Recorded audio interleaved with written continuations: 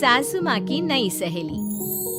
प्रिया kitchen में चाय बना रही होती है और सुमन ड्राइंग रूम में बैठकर मजे से टीवी देख रही होती है। तभी दरवाजे की घंटी बजती है। प्रिया, जरा देखना तो कौन आया है। देखती हूँ मम्मी जी। प्रिया दरवाजा खोलती है तो सामने पड़ोस वाली विमला आंटी खड़ी होती है। नमस्ते आंटी जी, कैसी हैं आप? मैं तो बिल्कुल ठीक हूँ बेटा, पर तेरी सास को क्या हुआ है? आजकल कहीं दिखती ही नहीं है। जब देखो तब टीवी के आगे जमी रहती है। अंदर तो आइए आंटी। अरे ओ दीपक की अम्मा, कहाँ हो? अरे विमला, आओ आओ, क्या बात है, बड़े दिन बाद याद आई तुम्हें मेरी। मैं तो हमेशा ही तुम्हें याद करती हूँ, पर तुम ही गायब रहती हो और आजकल तो बाहर भी नहीं आती जाती। तबीयत तो ठीक है ना तुम्हारी? अरे तबीयत को क्या होना है, इस उम्र में तो कुछ ना कुछ लगा ही रहता है। मेरी छोड़ो, तुम ये बताओ कि क्या चल रहा है गली मोहल्ले में। तुम गली मोहल्ले की छोड़ो, चल तो तुम्हारे पड़ोस में रहा है। तुम्हारी नई सहेली आई है। मेरी कौन सी नई सहेली? मैं तो यहाँ बस तुमसे बातचीत कर लेती हूँ या फिर बाजू वाली शर्मा की बहू से दो चार बातें कर लेती हूँ। इसीलिए तो कहा कि तेरी नई सहेली आई है। अब कोई पड़ोस में आया है तो बात तो होनी ही है। कम से कम इसी बहाने हमारा भी एक ग्रुप बन जाएगा। फिर सब मिलकर अपनी बहुओं की शिकायतें किया करेंगे। दोनों हंसने लगते हैं। तभी प्रिया चाय लेकर आती है और सामने टेबल पर रख देती है। दोनों चाय पीती हैं और बातें करते हैं। चलो मैं चलती हूँ, अब कल मिलते हैं। राम राम। अगले दिन प्रिया किचन में कुछ काम कर रही होती है और सुमन आराम से सोफे पर बैठकर मटर छिल रही होती है। तभी डोरबेल बजती है। प्रिया दरवाजा खोलती है तो सामने उनकी नई पड़ोसन खड़ी होती है। जी, आप कौन? मैंने पहचाना नहीं। नमस्ते बेटा, मैं शारदा, आपके बगल वाले घर में अभी 2-4 दिन पहले ही शिफ्ट हुए हैं। ओह अच्छा अच्छा अच्छा, नमस्ते आंटी, अंदर आइए ना आप। देखिए तो मम्मी जी, आज कौन आया है। इतना कहकर प्रिया किचन में चाय बनाने चली जाती है। नई पड़ोसन को घर पे देखकर सुमन थोड़ा हैरान हो जाती है। नमस्ते बहन जी, मैं शारदा, आपकी नई पड़ोसन। अच्छा अच्छा, आप हैं हमारी नई पड़ोसन। आइए आइए, और बताइए कैसी हैं आप? जी बिल्कुल ठीक हूँ। वो दरअसल घर पर छोटी सी पूजा रखवाई थी, बस उसी का प्रसाद देने चली आई। सोचा इसी बहाने नए पड़ोसियों से भी मुलाकात हो जाएगी। ये तो बहुत अच्छा सोचा आपने। सुमन प्रिया को आवाज लगाती है। अरे ओ बहू, जरा चाय पानी का तो आके पूछ लो।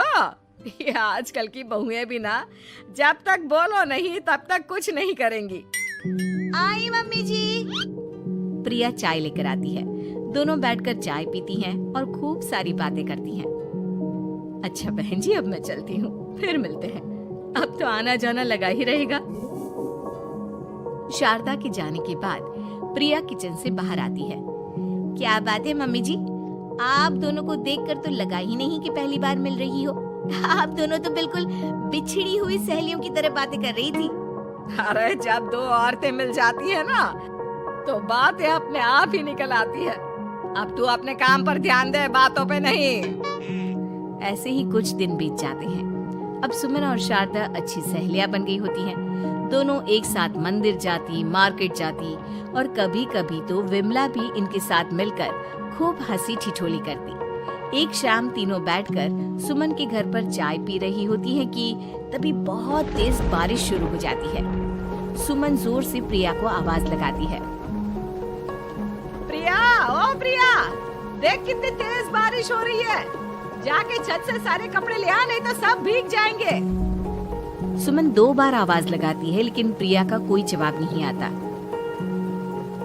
शायद प्रिया कुछ काम कर रही है, इसीलिए कुछ जवाब नहीं दे रही। अरे काहे का काम, आराम फरमा रही होगी महारानी। तभी प्रिया बीमार हालत में अपने कमरे से बाहर निकलती है। हाँ मम्मी जी, क्या हुआ? मेरी तबीयत थोड़ी ठीक नहीं है ना, इसलिए आग लग गई। अरे सारे कपड़े भीग गए और तुझे सोने से फुर्सत नहीं है। सबके सामने सुमन के मुंह से ऐसी बातें सुनकर प्रिया उदास हो जाती है और छत से कपड़े उतारने चली जाती है। सुमन, ये क्या बात हुई? प्रिया ने बताया ना कि उसकी तबीयत ठीक नहीं, इसलिए उसकी आंख लग गई। तुम भी ना खामखा उसे सबके सामने सुना दिया। अरे आप नहीं जानती शारदा जी, कुछ बहुएं ना बहुत आलसी होती है, घर का एक काम नहीं करना चाहती। ऐसा नहीं है सुमन, तुम्हारी बहू तो बहुत प्यारी है, तुम्हारी सारी बात भी तो मानती है। हाँ सुमन, तुम प्रिया के बारे में ऐसा क्यों सोचती हो?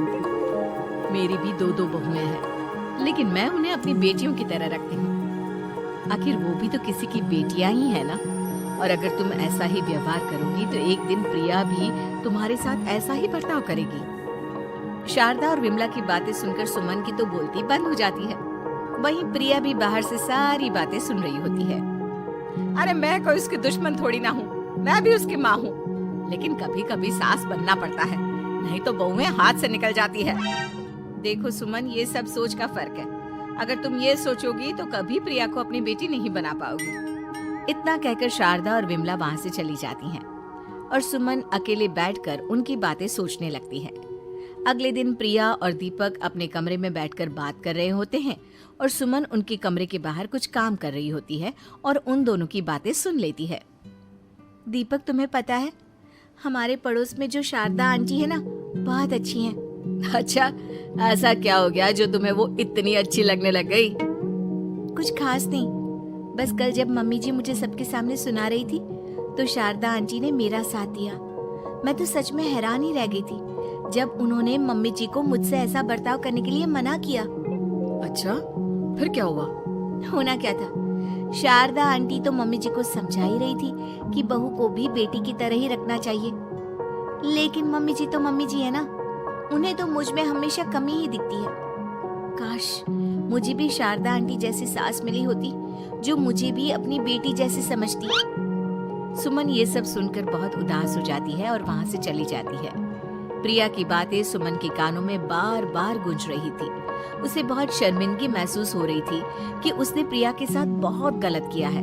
अगले दिन सुमन शारदा और विमला को बुलाती है। क्या बात है सुमन, आज तूने ऐसे अचानक क्यों बुलाया? सब ठीक तो है ना? हाँ, सब ठीक है, तुम दोनों बैठो तो सही। तब तक दीपक और उसके पापा भी आ जाते हैं। प्रिया, तुम भी आ जाओ। क्या हुआ मम्मी जी, आपने बुलाया?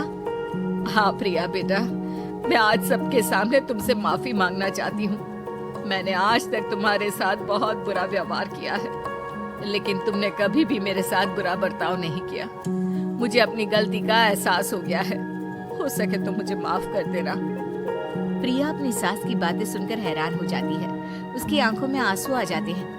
प्लीज मम्मी जी, आप मुझसे माफी मत मांगिए, मैं भी आपकी बेटी ही हूँ। वैसे एक थैंक यू तो मेरी नई सहेली को भी बनता है, जिसकी वजह से मुझे मेरी गलती का एहसास हुआ। शारदा बहन, आपका बहुत बहुत शुक्रिया जो आपने मेरी आंखें खोल दी। अरे क्या सुमन, तुम भी ना। तो फिर इसी बात पर चाय और पकोड़े हो जाए? हाँ, क्यों नहीं।